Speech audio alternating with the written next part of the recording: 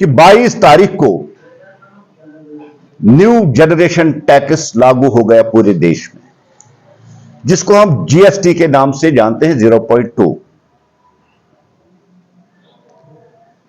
लोगों की भी डिमांड थी, लोग भी चाहते थे, और खासकर देश के प्रधानमंत्री, आपको सबको याद होगा जब उन्होंने देश की कमान संभाली तब उन्होंने कहा कि मेरी गवर्नमेंट गरीबों के लिए है, किसानों के लिए है, नौजवानों के लिए और महिलाओं के लिए है।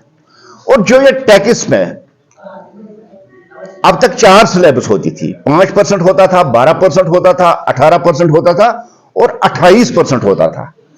लेकिन 22 तारीख के बाद खाली 2 स्लैब्स रखी गई है, एक 12% रहेगा और एक 5% रहेगा। ये 28 किस्म के टैक्स लगते थे पूरे देश में,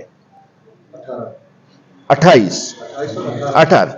उसमें आप देखिए, ऑक्सीजन टैक्स अलग था, कार्बन डाइऑक्साइड टैक्स अलग था, एंट्री टैक्स अलग था।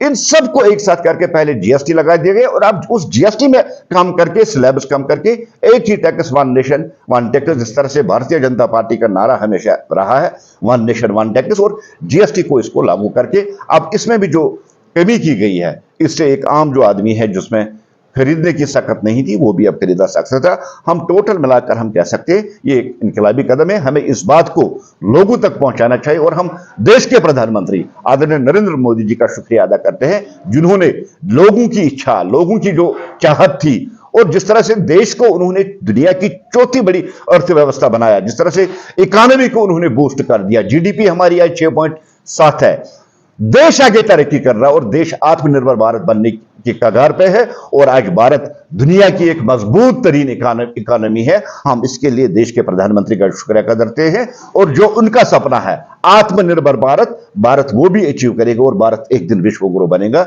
अब साथियों, अगर कोई क्वेश्चन हो तो आप